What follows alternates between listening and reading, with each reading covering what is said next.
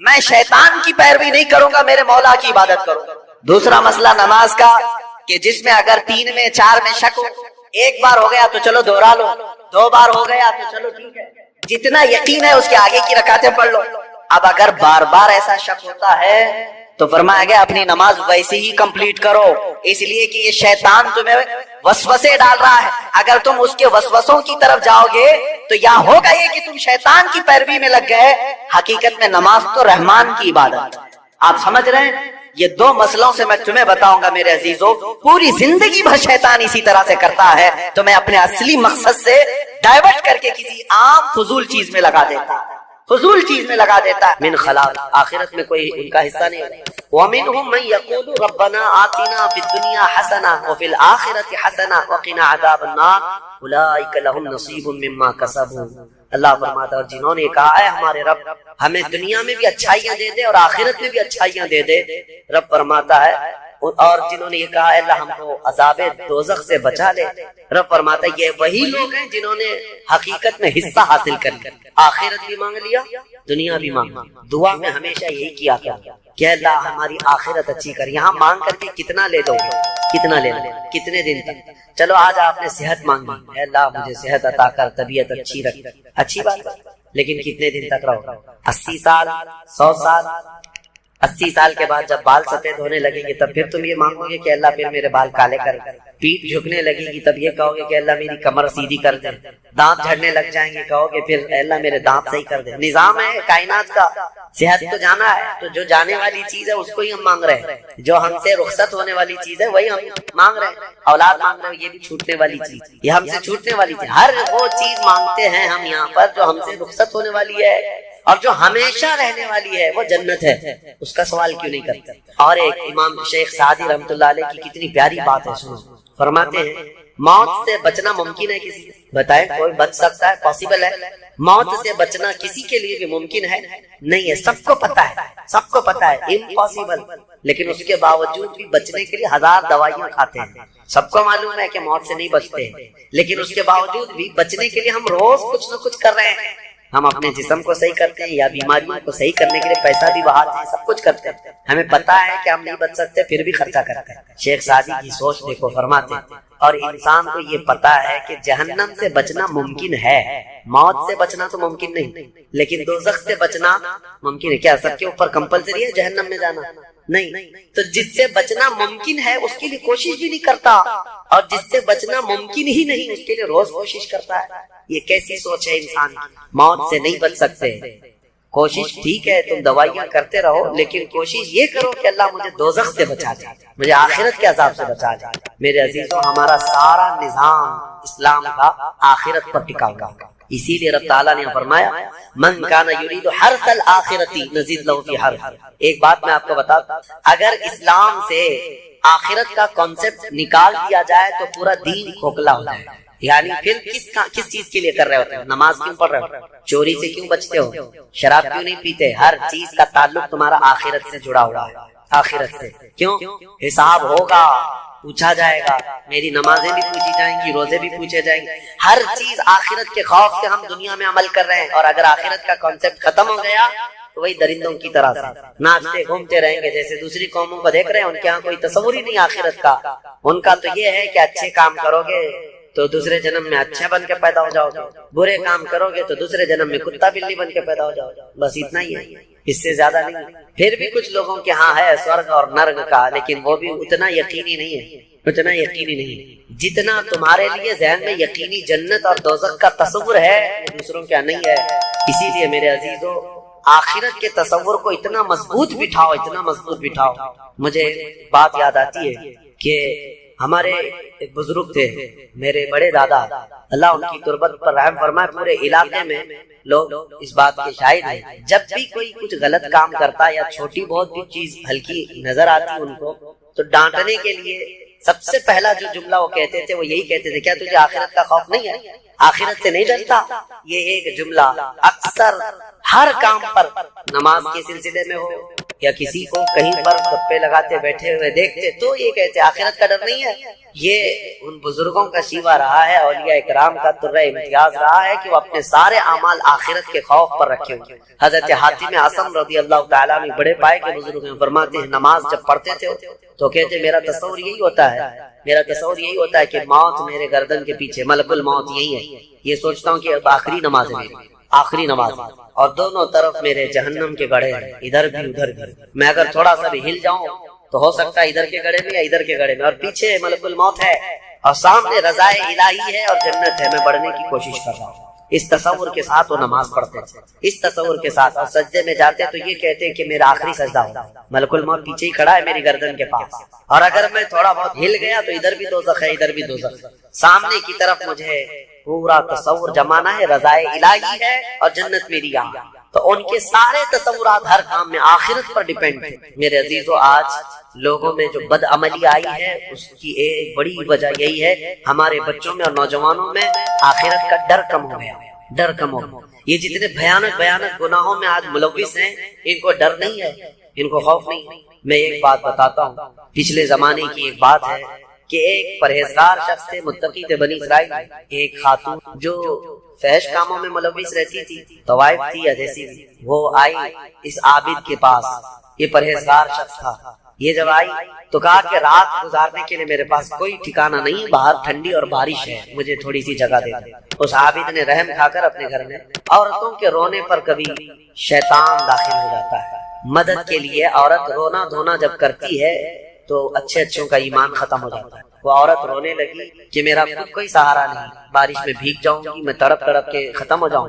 اس عابد شب زندہ دار اس نے اپنے خانقاہ میں جگہ دی تھی. جب رات ہو گئی تو وہ عورت آئی اس کے سامنے آئی اور اوریانیت کے ساتھ عجیب و غریب حرکتیں کر کے اس کو گناہ پر ابھارنے لگی. وہ عابد تنہا تھا.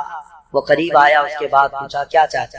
کہا چل کوئی نہیں ہے، بات کوئی نہیں ہے، ہم لوگ اپنے جسموں کی سکون حاصل کر لیں. اس عابد نے کہا کہ ٹھیک ہے، میں اس سے پہلے تھوڑی دیر میں بھی آتا ہوں، خواہش ہے تیرے ساتھ آ جاتا ہوں، سوتا ہوں، لیکن اس سے پہلے میں دیکھتا ہوں.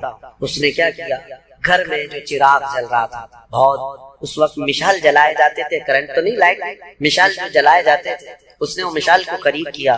پہلے اس میں اپنی انگلی لگائی تو چمڑی جل گئی، ہاتھ جھٹکنے لگا. وہ خاتون تیار کھڑی تھی، پوچھنے لگی کہ کیا کر رہا ہے؟ کہا رک جا دیکھ رہا ہوں. تھوڑی دیر کے بعد دوسری انگلی آگ میں لگا، چمڑی جل گئی. پھر اس کے بعد وہ اسی طرح جلاتا رہا انگلی کو. اس خاتون نے پوچھا کہ کیا کر رہے ہو تم؟ اس عابد نے کہا میں دیکھ رہا ہوں، اس آگ کو میں برداشت کر سکتا ہوں تو پھر ٹھیک ہے، میں یہاں مزے بھی کر لوں گا، اس لیے کہ جہنم کی آگ اس سے 70 گنا زیادہ تیز ہے. میں نے دیکھ رہا ہوں کہ یہاں کی آگ میں برداشت کر پاتا. 2 انگلیاں سامنے کیا، 3 انگلیاں، 4 انگلیاں جب مشال میں لگایا تو پورا چمڑا جل کر کے صرف انگلیوں کی ہڈیاں کالی ہو کر رہ گئی. ہاتھ پورا چمڑا لٹک گیا، پورا ختم ہو گیا، ہاتھ پورا جلا رہ گیا. وہ عورت چیخ مارنے لگ گئی کہ کیا کر رہا ہے، چمڑے کے جلنے کی بو آنے لگ گئی. اسی اسنا میں وہ عورت چیخ مار کر کے باہر نکلتی ہے کہ بچاؤ مجھے، بچاؤ، یہ پاگل ہو گیا پاگل. بادشاہ کی پولیس وہاں سے گزر رہی تھی، آئی اور اس نے پوچھا کہ کیا ہوا ہے؟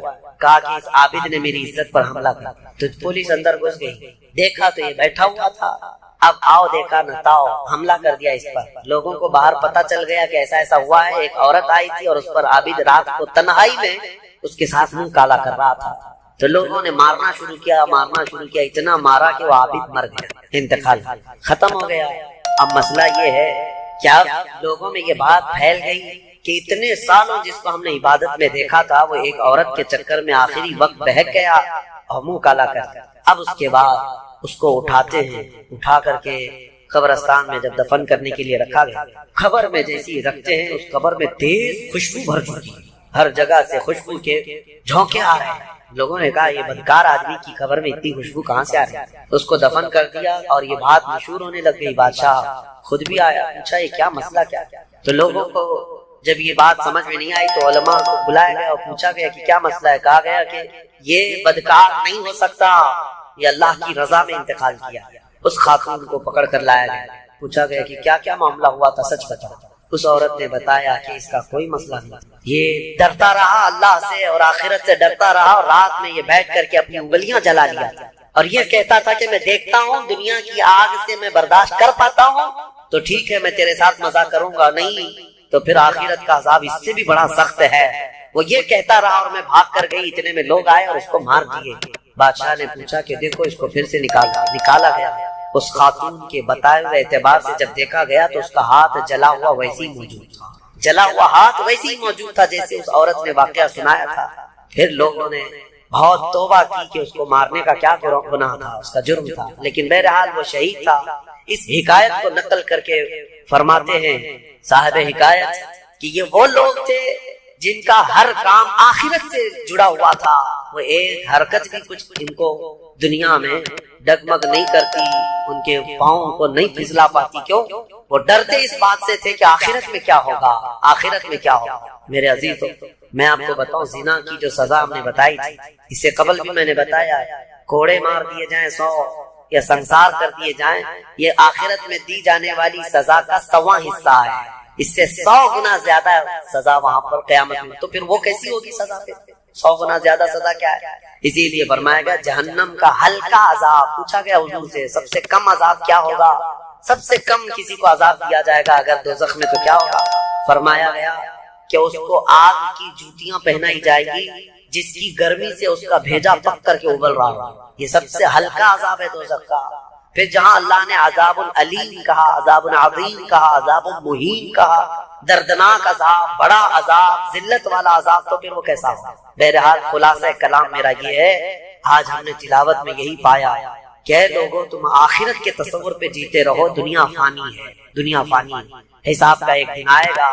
فَمَن يَعْمَلْ مِثْقَالَ ذَرَّةٍ خَيْرًا يَرَهُ وَمَن يَعْمَلْ مِثْقَالَ ذَرَّةٍ شَرًّا يَرَهُ۔ اللہ فرماتا ہے جس نے رائی کے دانے کے برابر نیکی کی وہ بھی دیکھے گا قیامت کے دن، اور جس نے رائی کے دانے کے برابر برائی کی وہ بھی قیامت کے دن دیکھے گا۔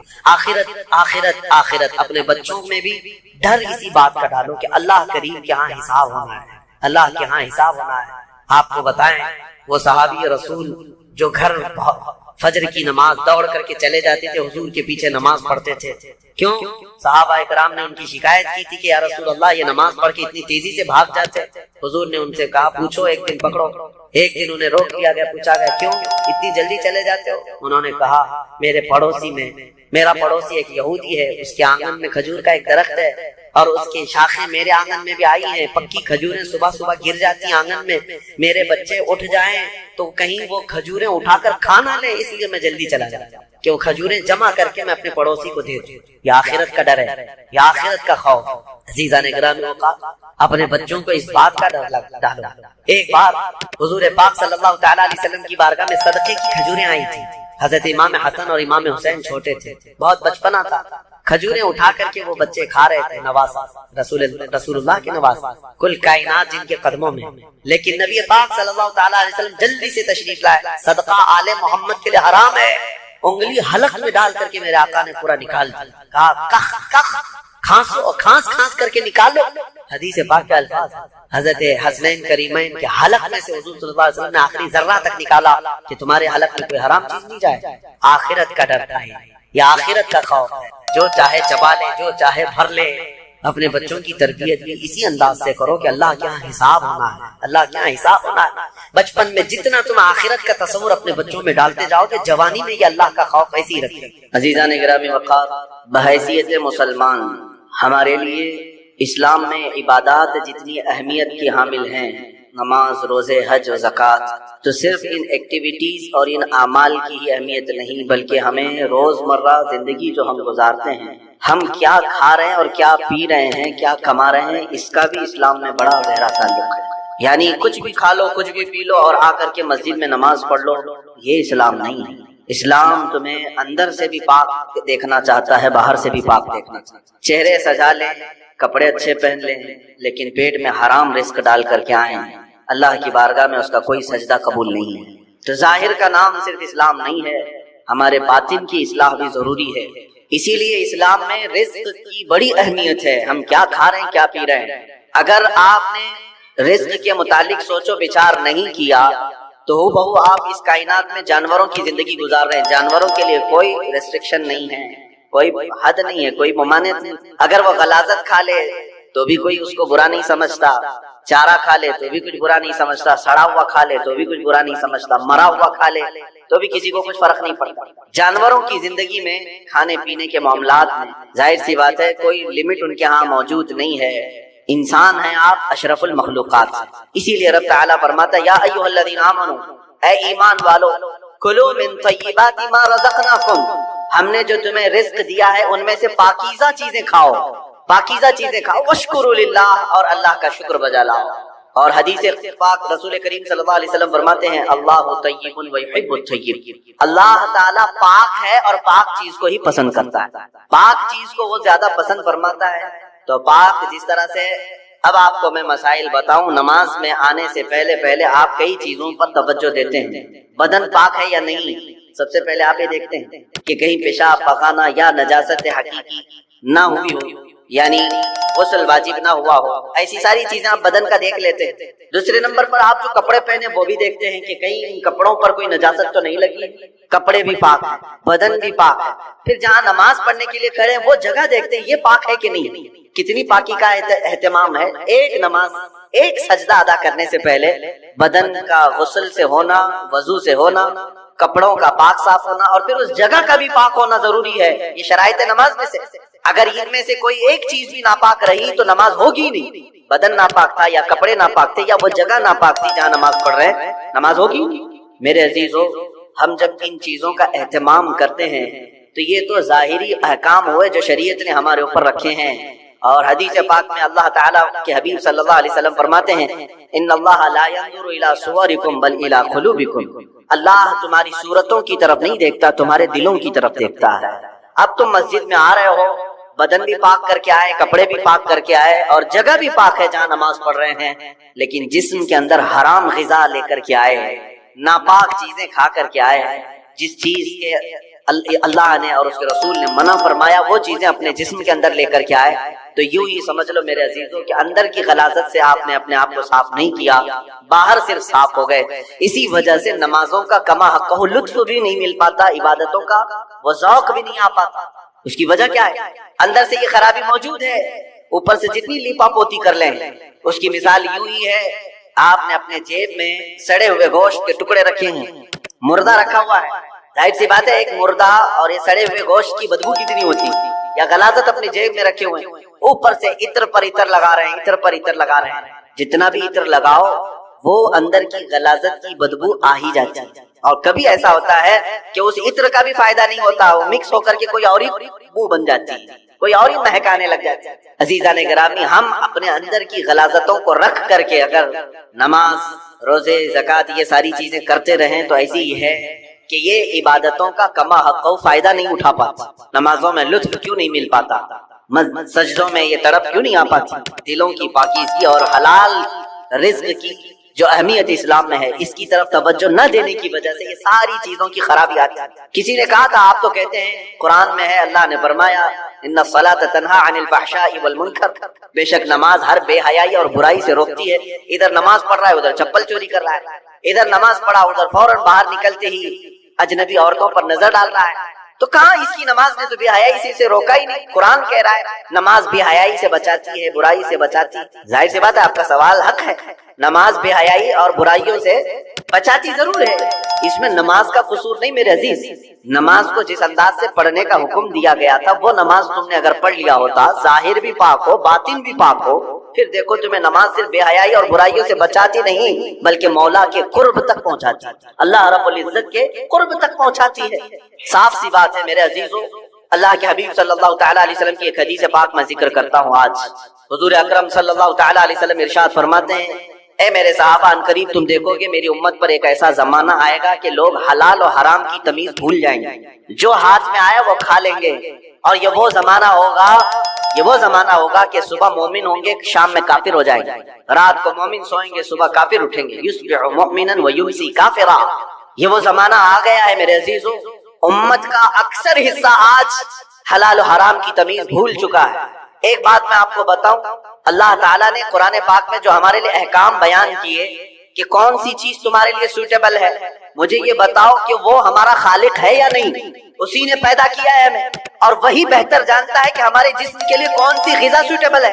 جس نے بنایا وہی بہتر جانتا ہے، جب اس نے قرآن پاک میں ہمارے لیے فرما دیا کہ تمہارے لیے حلال سوٹیبل ہے، صرف پاکیزہ غذائیں، اور اس نے تو تمہارے لیے اتنا اہتمام فرمایا، تفسیر میں نے پڑھا اللہ رب العزت نے اس اشرف المخلوقات کو اتنی عزت دی ہے کہ زندگی میں اگر سب سے زیادہ ضرورت کسی چیز کی ہوتی ہے تو کھانے پینے کی ہوتی ہے. بغیر کھائے پیے کون زندہ رہتا ہے؟ آپ بغیر کپڑوں کے رہ لیں گے، بغیر مکان کے رہ لیں گے، بغیر پیسوں کے رہ لیں گے، لیکن بغیر کھانے پینے کے بہت کم دن تک آپ رہیں گے. یہ سب سے زیادہ ضروری چیز ہے آپ کے لیے، کھانا پینا، ہوا پانی. لیکن پورے جانوروں کو دیکھو، ان کا رزق ان کے سامنے پڑا رہتا ہے، سر جھکا کر کھاتے کہ نہیں. بکری اپنا چارہ زمین پر چاٹ کر کے کھاتی ہے، اور اگر صرف سانسوں کی نعمتوں کا شکر ادا کرنے پر بندہ بیٹھ جائے تو پوری عمر اس کی تمام. باقی نعمتوں کا کیا ہے؟ بے شمار نعمتوں سے نوازا ہے اللہ تعالیٰ. لیکن انسان کی فطرت میں یہ بھی ہے کہ کبھی ایک چیز کی کمی محسوس ہوتی ہے تو وہ واویلا مچاتا ہے، بہت شور کرتا ہے کہ مجھے یہ تکلیف ہوئی، وہ تکلیف ہوئی. اس کے صحت کے زمانے کو وہ یاد نہیں کرتا، مصیبت کے زمانے کو بہت جلدی یاد کرتا ہے. اسی لیے شکر گزار بندے بہت کم ہیں. عادت یہ ڈال لیں جب مصیبت آئے، کوئی تکلیف آئے تو ہمارے اندر یہ احساس پیدا ہو جائے کہ میرے گناہ اس سے بھی بڑی مصیبت کے لائق تھے، اللہ نے کم مصیبت عطا کی. جب کوئی بیمار ہو جائے، جب کبھی کسی آفت میں مبتلا ہو جائے، لیکن درد تو ہوتا ہے، آدمی سہن نہیں کر پاتا، لیکن احساس دل میں یہ پیدا کرے اگر وہ انصاف کرنے پر آئے رب تبارک و تعالیٰ میرے ہر گناہ کے بدلے بڑی بڑی سزائیں دے سکتا ہے، میں چھوٹی سی سزا میں ملوث ہوں، اللہ کریم اس کا شکر ہے. اسی طرح سے میرے عزیزوں ایک بات میں آپ کو بتاتا ہوں، خاص طور پر ہماری قید کے زمانے میں بہت سارے ایسے قیدی جیل کے اندر جانے کے بعد ان کے حالات ایسے ہو جاتے ہیں، وہ نا امید اور مایوس ہو کر کفریہ جملے بکنے لگ جاتے ہیں. ان کے حالات ایسے ہو جاتے ہیں کوئی خدا نہیں، اگر ہوتا تو ہمارے